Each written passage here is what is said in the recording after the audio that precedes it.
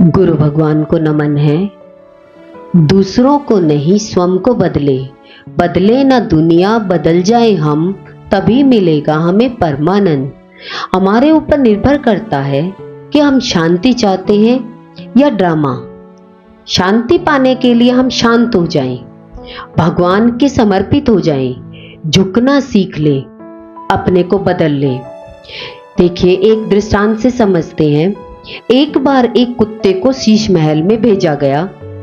वहां बीच में दूध का कटोरा रखा था। अब कुत्ते को शीश महल में अपने ही बहुत सारे प्रतिबिंब दिखाई दिए, लेकिन उसे लगा कि यहां तो बहुत सारे कुत्ते हैं और कहीं ये मेरा दूध का कटोरा ना छीन ले। इस डर से वो शीशे में दिखने वाले कुत्तों पर भौंकने लगा और चोट खा करके लहूलुहान हो गया। इसके बाद एक राजकुमार को शीश महल में भेजा गया। उसे वहां अपने बहुत सारे प्रतिबिंब दिखाई दिए। वो देखकर बहुत खुश हुआ कि मेरे कितने रूप हैं, और उसने प्रेम पूर्वक दूध का कटोरा पी लिया। गुरु कहते हैं, यह संसार भी ऐसा ही है।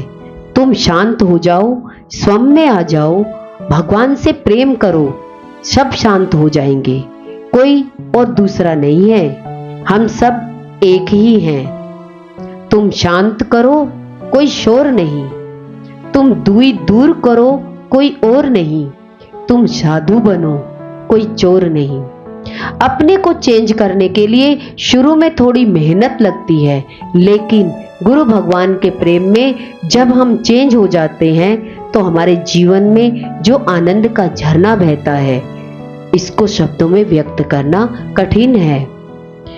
सेकंड है, भगवान से संबंध बनाए। जगत को प्रसन्न करना कठिन है, भगवान को प्रसन्न करना आसान है। जिसका अपने प्रभु से संबंध है, उसको हर घड़ी आनंद ही आनंद है।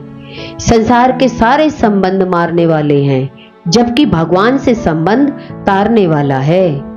जिसका संबंध प्रभु से होता है, वो इस भवसागर से तर जाता है।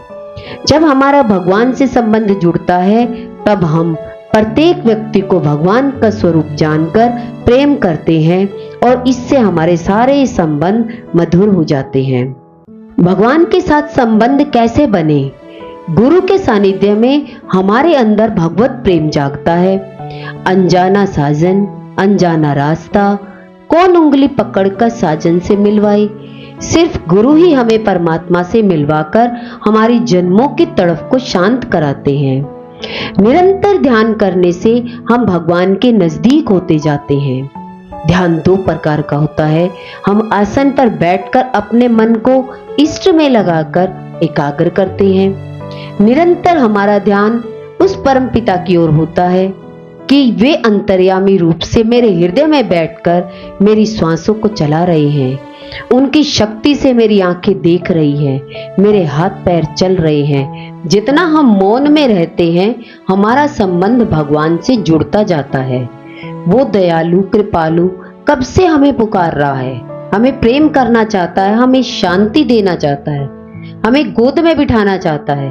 पर हम तो संसार की उलझनों, परेशानियों, समस्याओं में उसकी आवाज सुनते ही नहीं हैं।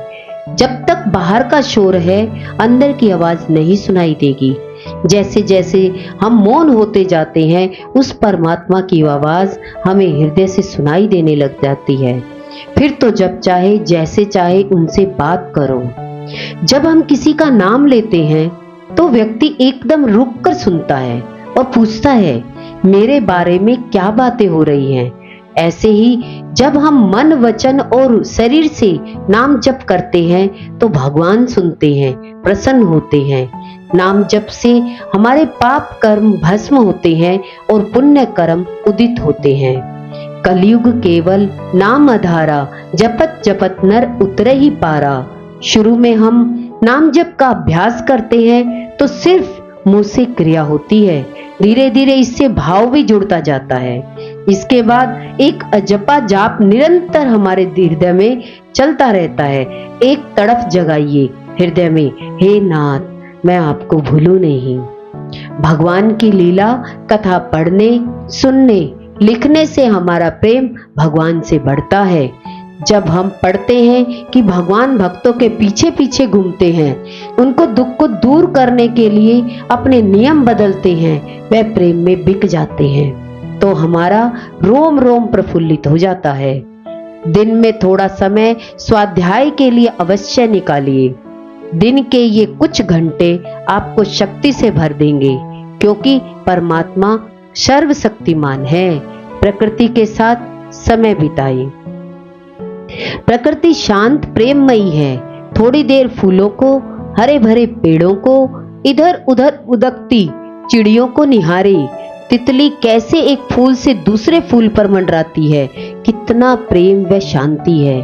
छत पर चले जाइए, विराट आकाश की ओर देखिए, आपका विराट स्वरूप कितना अनंत है। तारों भरी रात को कभी निहारिए, सारे राग द्वेष चिंता भूल जाएंगे। हर पत्ती का डिजाइन कलर अलग अलग है। कौन चित्रकार है? प्रकृति हमें परमात्मा से जोड़ती है। गुरु भगवान के अनंत अनंत शुक्राने हैं।